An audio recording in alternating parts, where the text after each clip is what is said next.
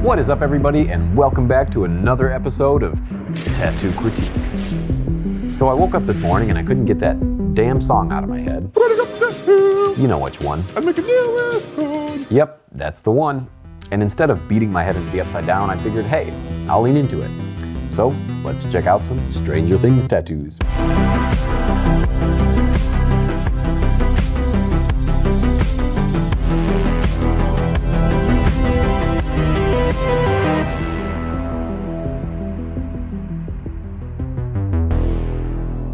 Alright guys, as I said before, we're going to be checking out some really cool, or maybe not so cool, Stranger Things tattoos. But before we get too far into it, if you could please hit that subscribe button, it would help the channel out a ton. Alright, let's check them out. So the first one we're going to take a peek at is this Hellfire Club Dungeons & Dragons patch. And this thing is exceptionally well done. So I've noticed the patch tattoos have gained in popularity over the past couple years. And this was a great opportunity to utilize that style. And since the characters from Stranger Things wore these patches, I think it's a really cool homage to that club. Now as far as the detail of this tattoo goes, this doesn't look like this is the first patch tattoo that this artist has done. The little phrase of thread around the entire outside and the drop shadow on the bottom adds a lot of character and really helps us feel like an actual patch. A tattoo like this really takes patience. And it just goes to show you that you don't necessarily have to be consistent in all your line work, but there is a recipe to be followed. For instance, these vertical black lines aren't 100% consistent, but that's acceptable in a tattoo like this. The thing you want to pay attention to most is the highlights and shadows on the thread work, because that's what's really going to help sell this thing. I think it's just important to have a well thought out plan before attacking something like this. So overall, I think the artist did a fantastic job, and who do I have to call to be a part of this Hellfire Club? This next tattoo is of the 4 boys from season 1 on top of the bicep, and at first glance, it doesn't seem like there's very many strong points in this tattoo. A lot of it looks rushed, and if you took away some of these lighter shades, you probably wouldn't be able to tell who these boys are. In fact, it doesn't seem like these light shades are going to last very long at all.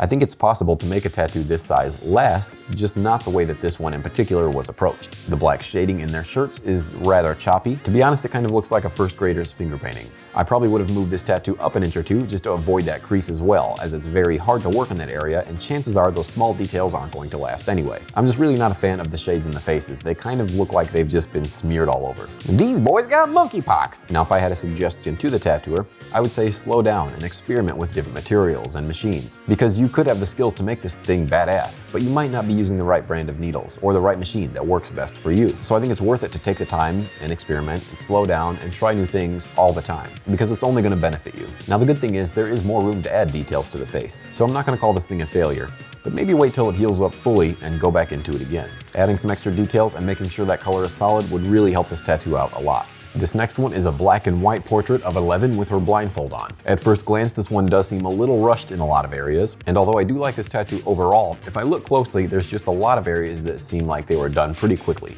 Especially when we bring our eyes to the bottom, around the neck. It looks like that neck area had a lot of time put into it, a lot more time than the rest of the tattoo. The shades look pretty natural and it looks believable, but as we get up toward the top of the head, around the forehead and the background, those whips just seem to get a lot faster. There's a lot more space between each needle mark, so it looks like that needle just moved a lot quicker on that part of the tattoo. The hair seems to be lacking some details. To me, hair is just as important as everything else. In my work, I try to take just as much time on the hair as I would on the face, because if your hair looks cheap, it really drags the whole thing down. And when you see hair that isn't done that well in a portrait, it's generally because it was rushed and near the end of the tattoo session. Because if you look at the hair on the bottom, down around Eleven's neck, that hair looks a lot better. There's a lot more finesse happening in those clumps of hair. To be honest, from the blindfold up, it almost looks like a completely different artist. And looking at the details below the blindfold, I know they're capable of doing great work. So it's just a little disappointing that that's how it ended. Don't be afraid to let the client know that it could be more than one session. Right at the bottom of that blindfold would have been a perfect place to stop and come back to it later.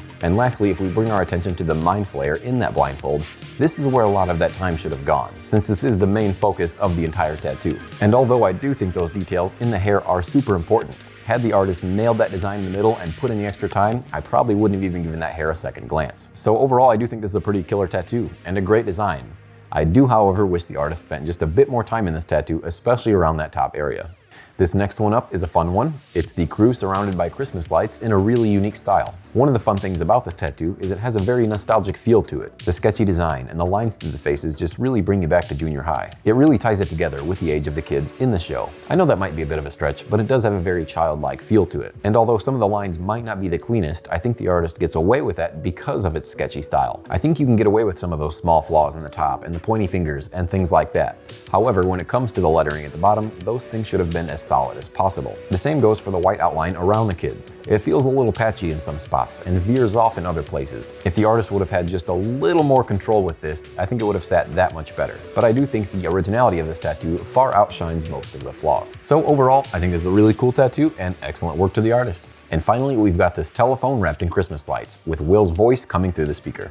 Right off the bat, I'm not a huge fan of this tattoo for many reasons. One of them being the shape of the receiver and the earpiece. The circles on the phone aren't really circles, especially the bottom one. It honestly looks like a couple bent up salt and pepper shakers. The line weight is all over the place. There's thin areas, there's thick areas, and not a lot of it really makes any sense. The lines that are holding the Christmas lights together, some areas are very thick, and some of those lines are barely even there. So to me, that doesn't seem very purposeful, but more of an accident. The Christmas lights could use some sort of outline because right now they're just appearing too soft, and it doesn't really feel like they're glowing. You can remedy that by adding a darker tone around each bulb, and adding a lighter tone to give it a glow. And that can be done for each color and bulb. I think the light reflections are okay, the white is nice and bold, and they do look shiny. Not so much a fan of that shininess in the fingernails. Fingernails generally aren't that shiny unless they just left the nail salon. And speaking of that hand, it's generally got a weird shape overall. It does seem like the pointer finger is a lot thicker than the thumb, which is unusual. And the angle of the other three fingers just aren't quite sitting right. I'm not a huge fan of the yellow in the speech bubble either. The yellow starts off pretty bold, but as we get closer to the mom, it kind of just looks like old mayonnaise.